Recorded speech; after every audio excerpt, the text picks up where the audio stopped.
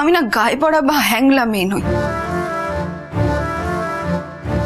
তুমি তো পুরোটাই মুয়ের থেকে শুনেছো, কিছু তো নিজের চোখে দেখোনি। দেখলে হয়তো বুঝতে পারতে মিঠির একটা আভিজাত্য আছে। সে কোনোদিন কারোর গায়ে পড়েনি, গায়ে পড়তে চায়ও না। সত্যি যদি আমি গায়ে পড়তাম, সত্যি যদি আমি প্লুটোর সঙ্গে সম্পর্কটা রাখতাম কাকিমা, তাহলে কি প্লুটো আজকে এতটা রাগ করতো আমার উপর? আমি প্লুটোকে এটাই বলেছিলাম যে প্লুটো যেন আর আমার সঙ্গে কথা না বলে। আর আমি এটাও বলছি, বড়দের সকলের সামনেই বলছি, মৌ প্লুটোকে পছন্দ করে। আর মৌ আমাকে এটাও বলেছে যে আমার মামি আর কাকিমা দুজনে নাকি ওদের দুজনের বিয়ের কথাও ভাবছে।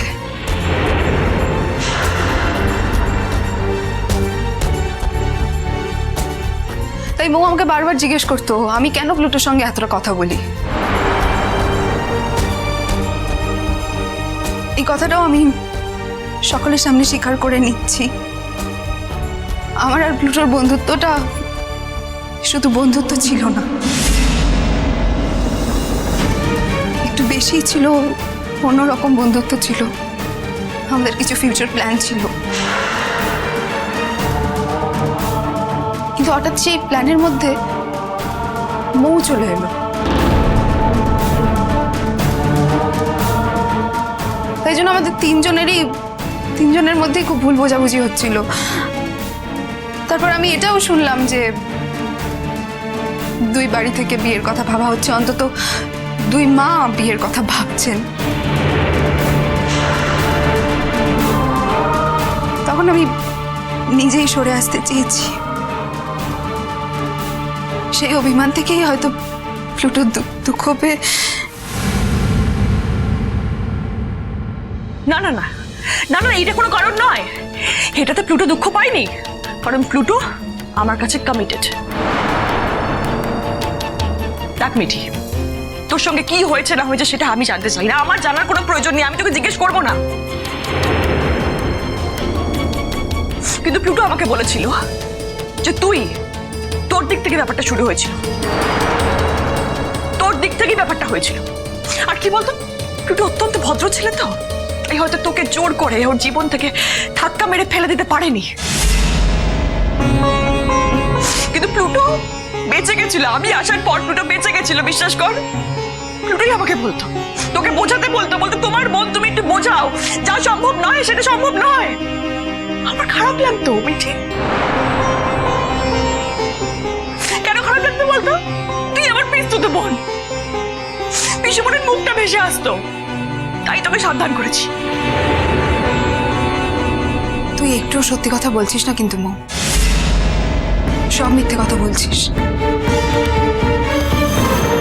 আর সেটা নিশ্চয়ই আমি ছাড়া এখানে কেউ বুঝতে পারছে। প্লুটোর সঙ্গে সম্পর্কটা রাখবি বলে মিথ্যে কথা বলার দরকার নেই মৌ।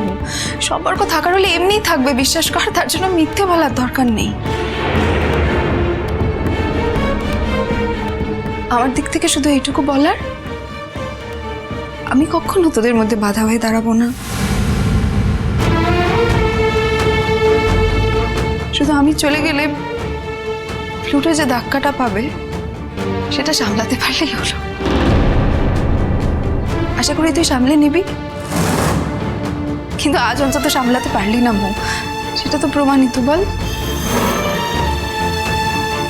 আমাকে যে যত বদনামি করুক, যত অপরাধী বানাক, আমি প্লুটোকে এমন কিচ্ছু বলিনি যার জন্য আমার উপর রাগ করে প্লুটো এরকম করবে। প্লুটোকে আমি অপমান করিনি, আমি শুধু এইটুকু বলেছিলাম যে আমি ওর জীবনে নেই।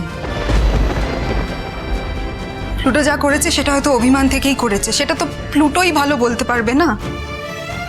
আমার মনে হয় তাই প্লুটো সুস্থ হয়ে ওঠা পর্যন্ত আমাদের অপেক্ষা করা উচিত। আর কাকিমা, তোমাকে আমি বলছি, তোমার ছেলে ঠিক ফিরে আসবে। আমি এমন কোনো পাপ করিনি যে তোমার ছেলে এত তাড়াতাড়ি এই পৃথিবী থেকে চলে যাবে। তুমি প্লুটোকে ভালোবাসো, সেই ভালোবাসার জোরেই ও ফিরে আসবে। আমিও প্লুটোকে ভালোবাসি, সেই জোরে ও ফিরে আসবে, সেই জোর আমার কাছে আছে। তোর দৃষ্টি নিয়ে তুই থাক না দাদা ভাই, তোর দৃষ্টি সকলের মধ্যে চালিয়ে দেওয়ার চেষ্টা করছিস কেন? এখানে সকলেরই না নিজস্ব দৃষ্টি আছে, দৃষ্টিভঙ্গি আছে।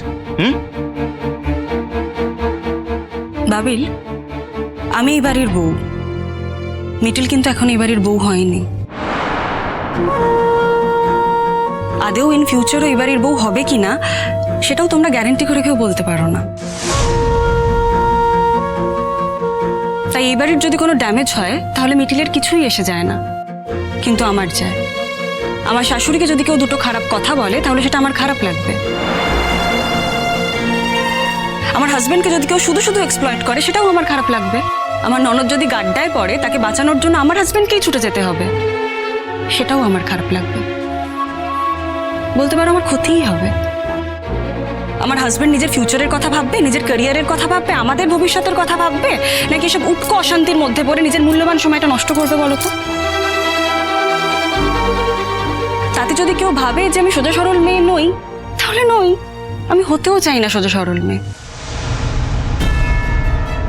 এটাই আমি। আর আমার কারোর কাছে কিছু প্রুফ করার নেই। আমার স্বামী আমাকে বোঝে, আর সেটাই আমার কাছে যথেষ্ট। থাক বৌদি ভাই, বুঝতে পেরেছি আমি।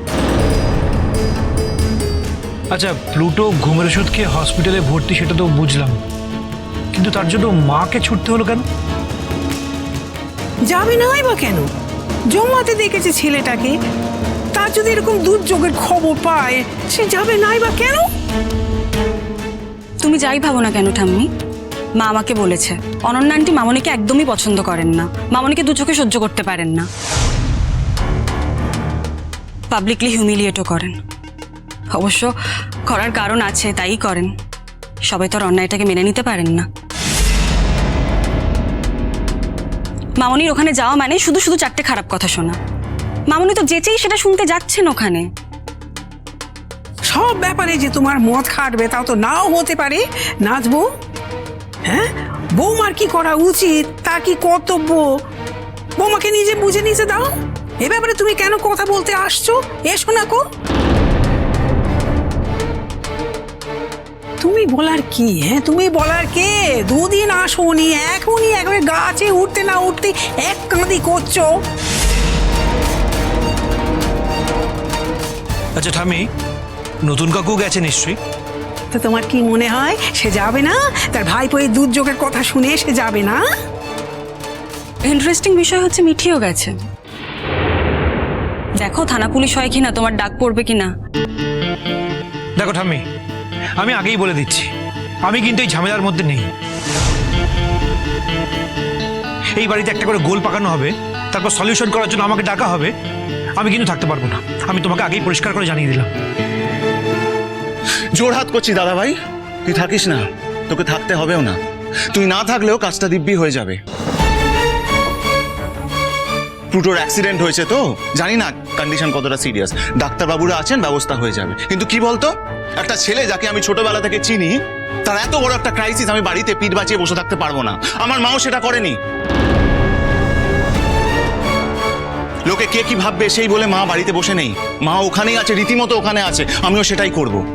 তুই বরঞ্চ একটা কাজ কর, তুই ডাইনিং টেবিলে যা, গিয়ে খেয়ে ওপরে গিয়ে ঘুমিয়ে পড়, যা। ঠাম্মি, আমি আসছি। তোমার সে কি রে, এত রাত করে এলি কিছু না খেয়ে চলে যাবি? খেয়ে নে দুটো।